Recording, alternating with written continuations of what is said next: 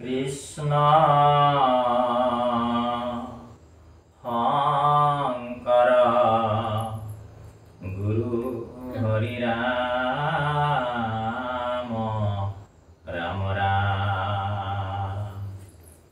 ওম নমো ভগৱতে বাসুদেৱায়। ওম নমো ভগৱতে বাসুদেৱায়। ওম নমো ভগৱতে বাসুদেৱায়।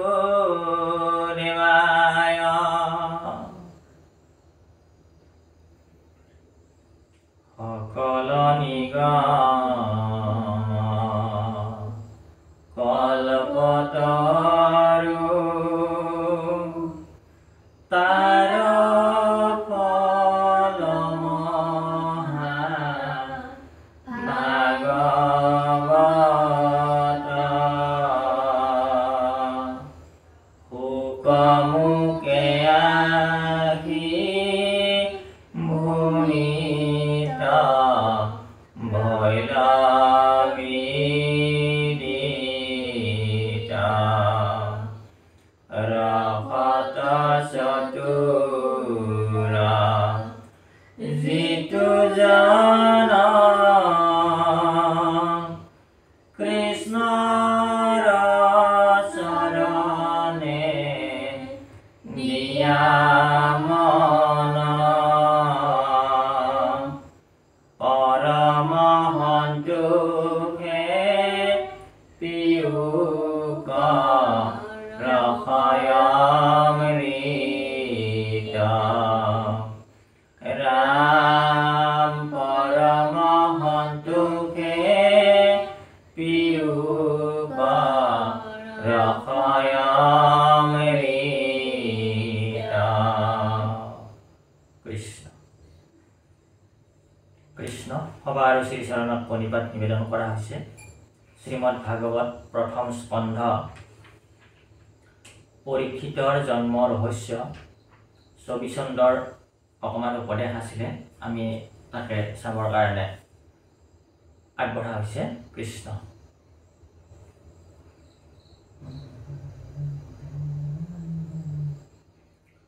অ শুনা সামাজিক জন যথা জগন্নাথ কথা তথা পুণ্য তীৰ্থৰ নিবাস সেহিহে নিৰ্গুণ স্থান তৈতেহি যে যজ্ঞ দান অ হৰি হুন্ত তথাতে প্ৰকাশ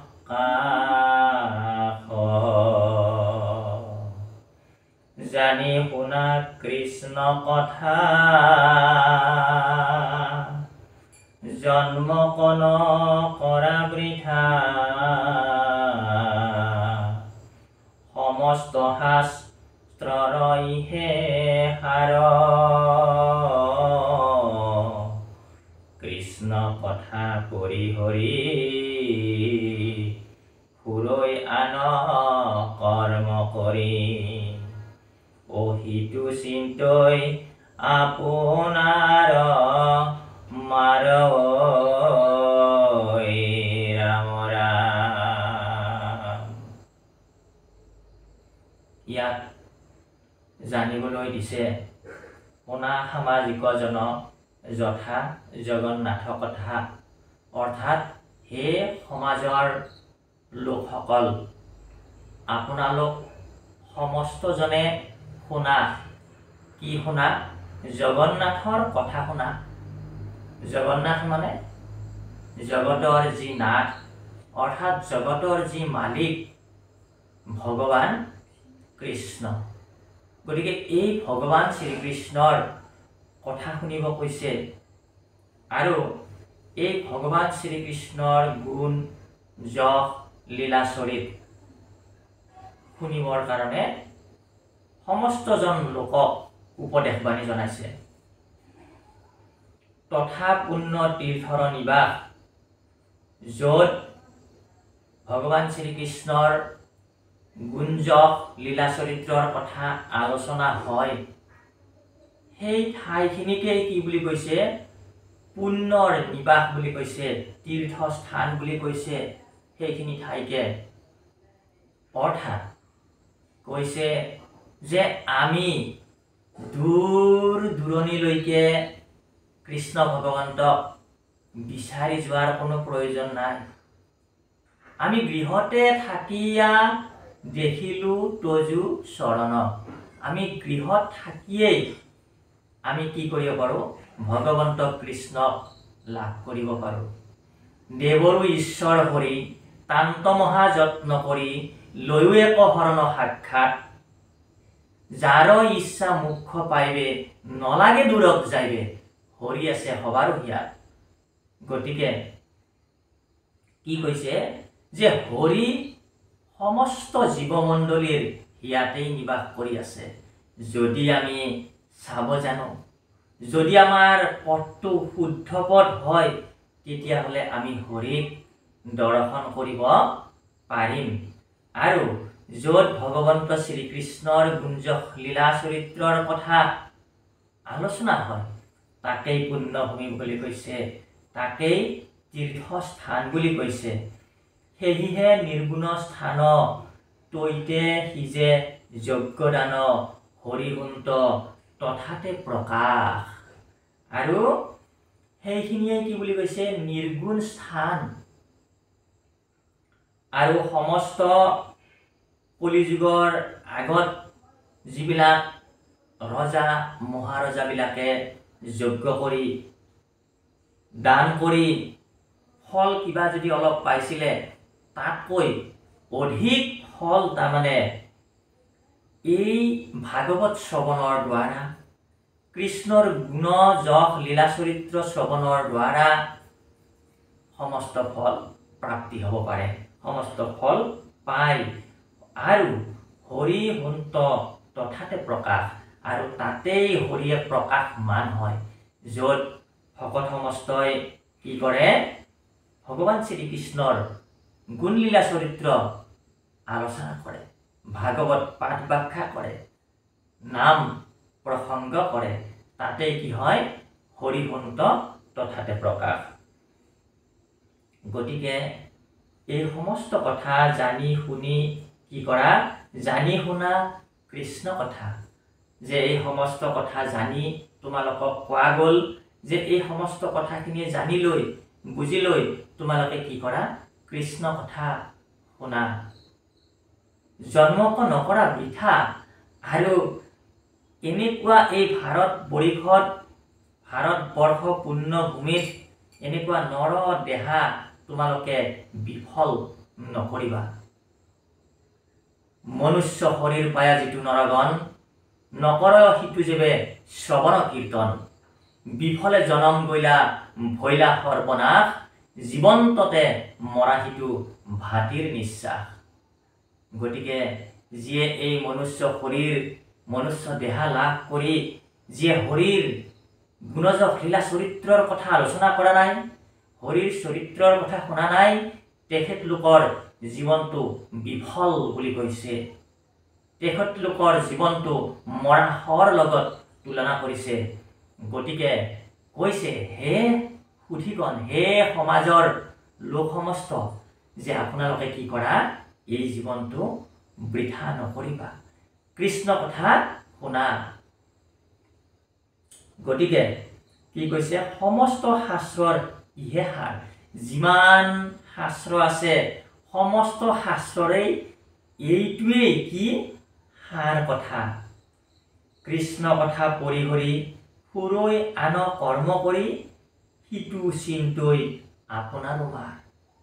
যিজনে কৃষ্ণ কথা নুশুনি, কৃষ্ণ কথা নকৈ, কৃষ্ণ কথাক বাদ দি আন কৰ্ম লৈছে হাতত, ভকতি পন্থাৰ পৰা যদি ভকতি পন্থাটোক বাদ দি আন পন্থা অৱলম্বন কৰিছে, কৃষ্ণ কথাৰ ব্যতিৰেকে আন বস্তু গ্ৰহণ কৰিছে, কি কৈছে? কৃষ্ণ কথা পৰি হৰি ফুৰৈ আন কৰ্ম কৰি সেইজনাই কি কৰে নিজৰ মৃত্যু নিজেই মাতিছে নিজৰ মৃত্যু তেওঁ নিজেই আপুনি আপোনাৰ শত্ৰু আপুনি আপোনাৰ বন্ধু আপুনি আপোনাক ৰাখে আপুনি আপোনাক মাৰে গতিকে আমি নিজেই নিজৰ শত্ৰু আৰু নিজেই নিজৰ মিত্ৰ যদি আমি হৰি ভজনা কৰোঁ হৰি কৃষ্ণ নাম লওঁ গতিকে তেতিয়া কি কৈছে আপুনি আপোনাৰ মিত্ৰ হৈ গলো বন্ধু হৈ গলো আৰু যদি কৃষ্ণক আশ্ৰয় নকৰে নিজেই নিজেই কি হল শত্ৰু হল ও যাৰ নাম মাত্ৰে তৰি হেনয় বান্ধৱ হৰি কৰি আছা হিয়াতনি বাস তাংক কৰি অনাদৰ অধম অবুধনৰ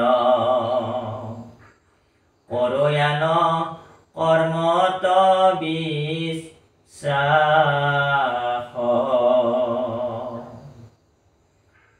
শনিয়াত মাৰৈ গাঠি পিন্ধৈ গলে কাছ কান্ধি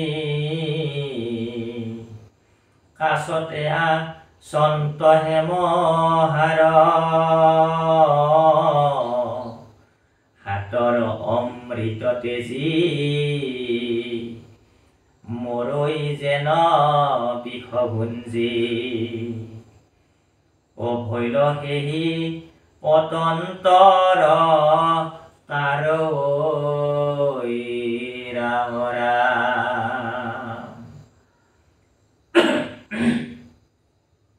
কি কৈছে যাৰ নাম মাত্ৰে তৰি হেনয় বান্ধৱ হৰি যি নেকি যাৰ নাম লোৱাৰ লগে লগেই এই সংসাৰ তৰি যাব পাৰে এনেকুৱা বন্ধু হৰি নাম ৰাম কৃষ্ণ নাম যিটো লয়ে একবাৰ কোটি জনমৰ পাপ ভস্ম হয়ে তাৰ ৰাম কৃষ্ণ নাম যদি কোনোবাই অন্তৰ শুদ্ধ কৰি অন্তৰৰ পৰা কায় মন বাক্যে যদি ৰাম কৃষ্ণ নাম একবাৰ যদি ল'ব পাৰে কোনোবাই কোটি জন্মৰ পাপ ভস্ম হৈ যায় বুলি কৈছে নাইকিয়া হৈ যায় বুলি কৈছে পুণ্যবন্ত হৈ যায় বুলি কৈছে গতিকে এনেকে কৈছে যাৰ নাম মাত্ৰে তৰি হেনয় বান্ধৱ হৰি কৰি আছা হিয়াত নিবাস আমি আগতে এই পদটো গাই দিলো যে হৰিয়ে কি কৰিছে ক'ত আছে প্ৰত্যেকৰে হিয়াত নিবাস কৰি আছে আমি বেলেগ এটাৰ বাহিৰত বিচাৰি ফুৰিব নালাগে বাহিৰত আৰু কৃষ্ণক বাহিৰত আৰু হৰিক আমি বিচাৰি ঢাপলি মেলিব নালাগে বাহিৰত বিচাৰিলে কি হ'ব আমাৰ বহুত অৰ্থৰ ব্যয় হ'ব বহুত আমাৰ দুখ কষ্ট হ'ব পাৰে কিন্তু হৰি হিয়াতে নিবাস কৰি আছে হৰিক বিচাৰিব লাগিব কেনেদৰে বিচাৰিব লাগিব ভগৱান শ্ৰীকৃষ্ণৰ গুণযশ লীলা কীৰ্তন শ্ৰৱণৰ মাধ্যমে কৃষ্ণক বিচাৰিব লাগিব যেতিয়াই কোনোবা এজন ব্যক্তি এক কৃষ্ণক শৰণ গ্ৰহণ কৰি শ্ৰৱণ কীৰ্তন ভকতিটো আশ্ৰয় কৰি লয় তেতিয়াই গম পাব যে হিয়াতেই যে কৃষ্ণ নিবাস কৰিছে হৰিয়ে যে হিয়াতেই নিবাস কৰি আছে তেওঁ উপলব্ধি কৰিব পাৰিব তেওঁ বুজি পাব তেওঁ সমস্ত কথা জানি যাব গতিকে কি কৈছে তাংক কৰি অনাদৰ অধম অবুধ নৰ কৰয়ান কৰ্মত বিশ্বাস যে এই হৰিনাম কীৰ্তনক এই কৃষ্ণ ভকতিক যদি কোনোবাই অনাদৰ কৰি বেলেগ কিবা উপায়েৰে বেলেগ কিবা উপায় অৱলম্বন কৰিছে তেতিয়া কি বুলি কৈছে তাক অধম নৰ বুলি কৈছে অবুধ নৰ বুলি কৈছে যে এই কৃষ্ণ নামত বিশ্বাস নাই বেলেগ কিবা কিবি কৰ্মত বিশ্বাস গতিকে তেখেতলোকে অধম নৰ, কাৰণ শাস্ত্ৰৰ তত্ত্বই পোৱা নাই, শাস্ত্ৰৰ কথাই জানিব পৰা নাই, তেখেতলোকে অবোধ নৰ, এনেদৰে কৈছে। গতিকে কি কৈছে যে হাততেই অমৃতৰ নিচিনা ঔষধ আছে, কিন্তু বেমাৰত ভুগি আছে। সেই হাতত থকা অমৃতখন পান কৰি দিয়াৰ লগে লগেই সেই বেমাৰৰ পৰা তৎমুহূৰ্ততেই লগে লগেই কি হ'ব পাৰে, সেই বেমাৰৰ পৰা উপশম পাব পাৰে, বেমাৰ নাইকিয়া হৈ যাব। কিন্তু ইমান মূৰ্খমতি, ইমান অধম, ইমান অবোধ, ওচৰতে আছে, কাষতে আছে, হাততে আছে হৰিনাম, ভগৱান শ্ৰীকৃষ্ণৰ গুণজক নাম, গতিকে সেই নাম গ্ৰহণ নকৰে আৰু হাততে টেবলেট থাকিও বেমাৰত ভুগি থকাৰ নিচিনা। এইটোৱেই সেনেকুৱা লোকৰ কাৰণে উদাহৰণ পতন্তৰ বুলি আমাক কৈছে। আৰ সাধুই মহা সৰ্বসিদ্ধি ভকতৰ নৱনিধি মাধৱৰ অৰুণ চৰণ শৰণলৈ উকটাত নিতে হৈ আয়ুপাত যদ্যপিও নেদেখা মৰণ ৰাম ৰাম। সাধুই মহা সৰ্বসিদ্ধি ভকতৰ নৱনিধি মাধৱৰ অৰুণ চৰণ। এই মাধৱৰ মা অৰ্থে লক্ষ্মী, ধৱ অৰ্থে স্বামী, অৰ্থাৎ লক্ষ্মীৰ স্বামী নাৰায়ণ ভগৱান কৃষ্ণ। গতিকে এই ভগৱান কৃষ্ণৰ চৰণ দুখনি অৰুণ চৰণ, ৰাতুল চৰণ, কমল চৰণ, গতিকে এনেকে অনেক কোৱা যায়। গতিকে এই অৰুণ চৰণ কি কৈছে, ভকতৰ ধন নৱনিধি। গতিকে এই সাধুই মহা সৰ্বসিদ্ধি, যে এই ভগৱন্ত শ্ৰীকৃষ্ণৰ অৰুণ চৰণেই হৈছে ভকতৰ কাৰণে মহা সৰ্বসিদ্ধি। গতিকে কৈছে শৰণ লৈব তাত, যে তাতে শৰণ লোৱা। ক'ত শৰণ লোৱা? ভগৱান শ্ৰীকৃষ্ণৰ শ্ৰীচৰণত। এতিয়া যদি আমাৰ সমস্তক কোনোবাই সোধে বা আমি কোনোবা বাপক সোধো, বাপ কৃষ্ণ যে শৰণ ভাঙি লোৱা হৈছেনে? বা হৈছে দিয়ক, যে ক'ত ল'লে? যে এই হেৰিত ল'লো, ক্ষেত্ৰীত ল'লো, এই বাপ হেৰিত ল'লো, এই বঘৰাত ল'লো, বাপ এই শংকৰ মন্দিৰত ল'লো, এনেকেহে কোৱা যায়। কিন্তু শৰণ আচলতে লৈছো ক'ত? আচলতে ল'ব লাগে ক'ত? যে শৰণ ল'ব কৈছে শৰণ লৈব তাত, অৰ্থাৎ ক'ত কৈছে? ভগৱন্ত শ্ৰীকৃষ্ণৰ অৰুণ চৰণত শৰণ ল'ব কৈছে। যে আমি যে ক'লো ক্ষেত্ৰীত, আমি ক'লো বঘৰাত, আমি ক'লো শংকৰ মন্দিৰত, তাতে শৰণ লোৱা নাই। আমি লৈছো ভগৱন্ত শ্ৰীকৃষ্ণৰ অৰুণ চৰণত, অভয় চৰণত। কিন্তু তেখেতলোকে য'ত গৈছো, আমি যোন গুৰুক নাম অঞ্জনীয় গুৰুক য'ত লগ ধৰিছো, আমি নাম অঞ্জনীয় গুৰুৰ দ্বাৰা আমি শৰণ গ্ৰহণ কৰিম। সেই নাম অঞ্জনীয় গুৰুৱে আমাক দেখুৱাই দিব পাৰিব লাগিব ভগৱন্ত শ্ৰীকৃষ্ণৰ অভয় চৰণ, ভগৱন্ত শ্ৰীকৃষ্ণৰ ৰাতুল চৰণ, ভগৱন্ত শ্ৰীকৃষ্ণৰ কমল চৰণ। আমাক কি কৰিব পাৰিব লাগিব?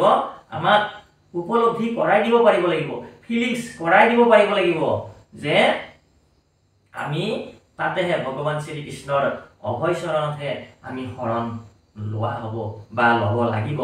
এই ভগৱান শ্ৰীকৃষ্ণৰ চৰণ ছত্ৰ ছায়াত আমি কি কৰিব লাগিব?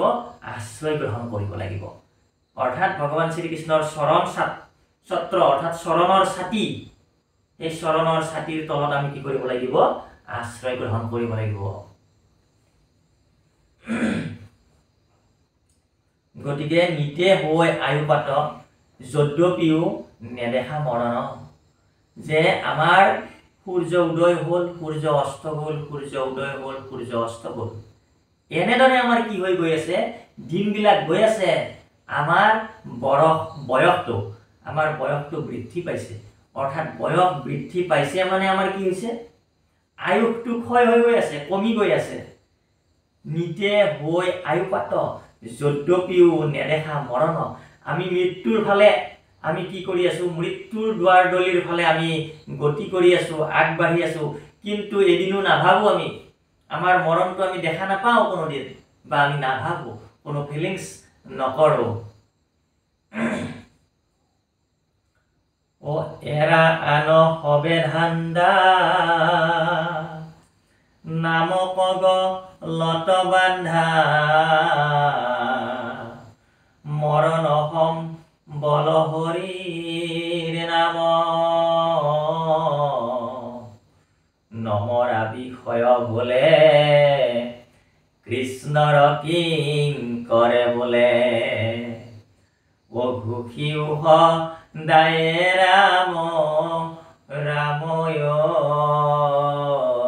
ৰাম ৰাম।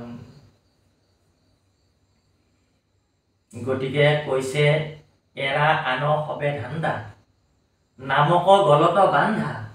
নামৰ বাহিৰে যিবিলাক বেলেগ কৰ্ম আছে, এইবিলাকক কি বুলি কৈছে শাস্ত্ৰই, ধান্দা বুলি কৈছে। গতিকে কেৱল নাম বস্তুকহে আমাক গলত বান্ধিব কৈছে, নাম বস্তুকহে আমাক আশ্ৰয় কৰিব কৈছে।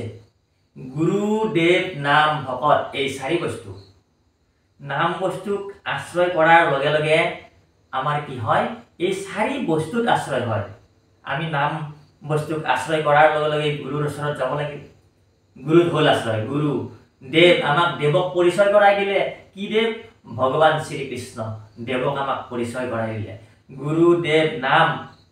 গতিকে নাম, এই নামটো আমাক দিলে যে নাম গাবা, তুমি নাম গাবা, নাম ল'বা। কাৰ নাম ল'বা? কৃষ্ণ ভগৱন্তৰ নাম ল'বা।